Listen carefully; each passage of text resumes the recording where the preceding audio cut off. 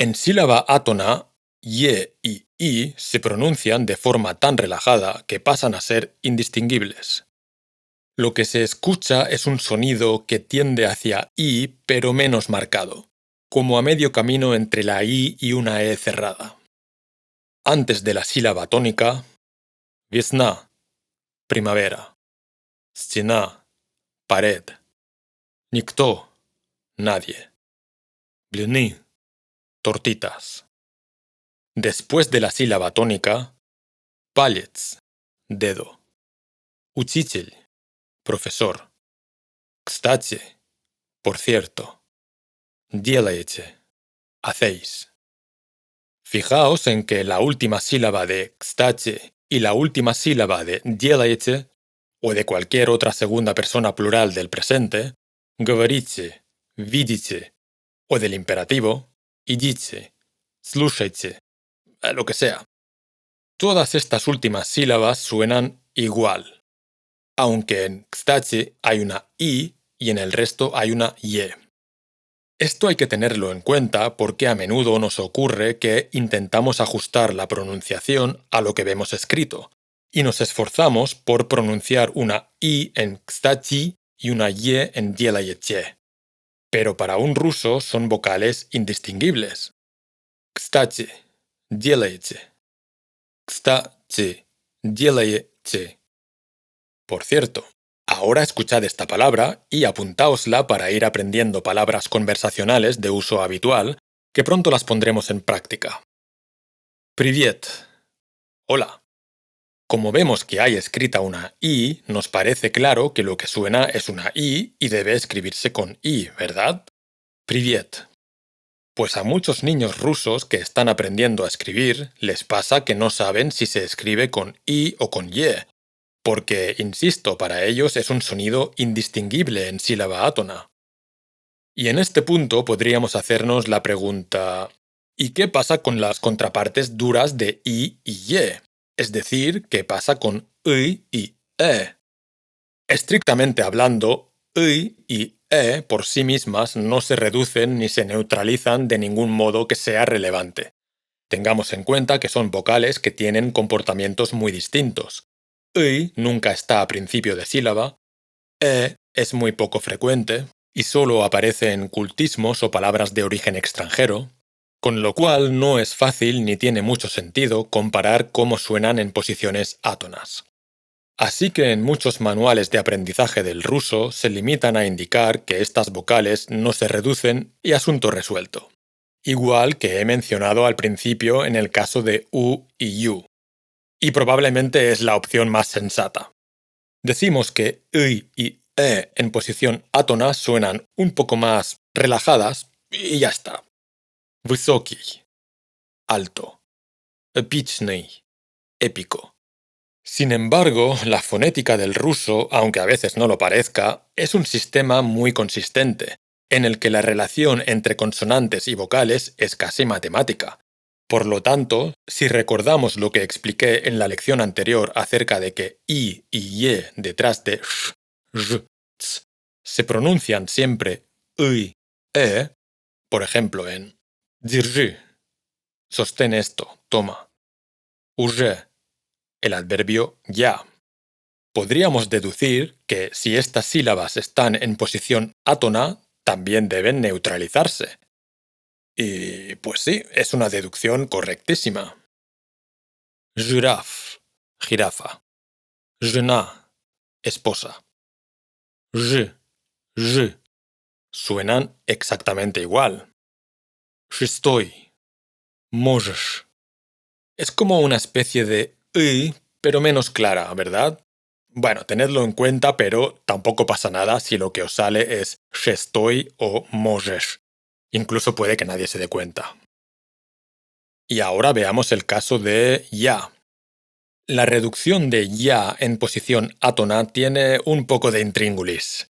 La teoría dice que pronunciamos un sonido similar a una vocal neutra palatalizada, que por lo tanto tiende hacia ye o i. Ahora bien, en muchos casos lo que acaba realmente sonando depende mucho de la posición de la sílaba y de las consonantes de esa sílaba. Al principio tenía la intención de hacer una explicación detallada de todos los casos posibles, pero creo que el resultado es más pesado de lo necesario y sería confuso. Así que lo voy a simplificar al máximo. Os daré una serie de ejemplos y lo vamos comentando.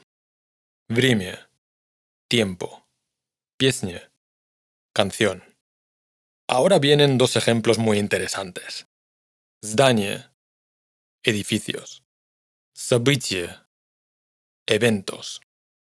Digo que son interesantes porque son el plural de las palabras de género neutro здание, событие. Observad que tanto en singular como en plural, la última vocal está 2 sílabas después de la tónica, por lo tanto hay mucha reducción vocálica, lo cual significa que el plural y el singular de estas palabras se pronuncian igual. Este tipo de palabras, sobre todo las acabadas en ñe, plural ñe, son muy abundantes en ruso, y las oiréis muchas veces. Собрание, образование, решение, etc. Así que tenedlo en cuenta. Seguimos con los ejemplos. Заяц, liebre. Месяц, mes. Пояс, cinturón. Atención a esta. Тысяча, 1000. ¿Qué es lo que oís aquí? Тысяча. Una I, ¿verdad? Тысяча. Y es normal porque aquí ya no solo está reducida, sino que además está entre dos consonantes palatalizadas. Sh y ch. Otros casos parecidos. Выглядеть. Трясти. Y si os fijáis, трясти es el primer ejemplo que pongo en el que ya reducida está antes de la sílaba tónica. En todos los casos anteriores estaba después. ¿Acaso hay alguna diferencia? Parece que no. ¿O sí? ¿Qué os parece a vosotros? Veamos más casos. Тяжело, pesado. Пятачок. Esto puede ser un tipo de moneda de escaso valor o también el nombre de un personaje de una conocida serie de dibujos animados. Лягушка, rana. También se oye una I, ¿verdad?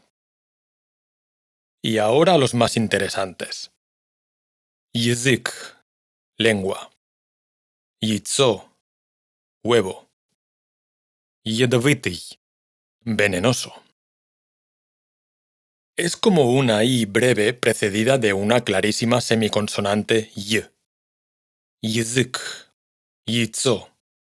Ahora, si volvéis atrás y comparáis la pronunciación de los primeros ejemplos, время, здание, con los últimos ejemplos, язык, яйцо, probablemente os suenen muy diferentes, pero en teoría es siempre el mismo proceso, una vocal neutra con un poco o un mucho de palatalización según el contexto en el que esté. Bien, pues parece que ya hemos visto cómo se reducen todas las vocales, excepto U y U, que ya hemos dicho al principio que no se reducen de forma significativa. Pero, un momento. Nos falta una vocal. Yo. ¿Y qué pasa con yo?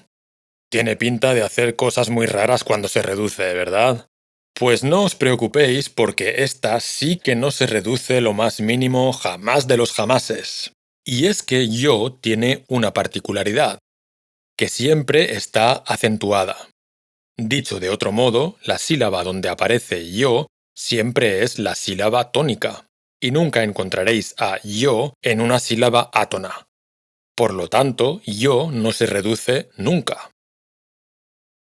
Por fin una buena noticia, ¿verdad? Conclusión. Sé que con esto de la reducción vocálica hay muchos casos distintos y puede parecer complicado. Pero de nuevo insisto, no os obsesionéis con conseguir la pronunciación perfecta y quedaos con la idea general de que las vocales en posición átona se vuelven más indistintas. Mientras os acordéis de que la O átona suena igual que la A átona y pronunciéis bien las consonantes, el resto de vocales átonas tiene una importancia secundaria. y cuanto más lejos estén de la vocal tónica, menos importantes son. De hecho, después de toda esta lección, os voy a contar un secreto, aunque no debería. Pero prometedme que no abusaréis de esta información. Aparte de la sílaba que está justo antes de la tónica, en todos los demás casos, a menudo podéis incluso no pronunciar las vocales.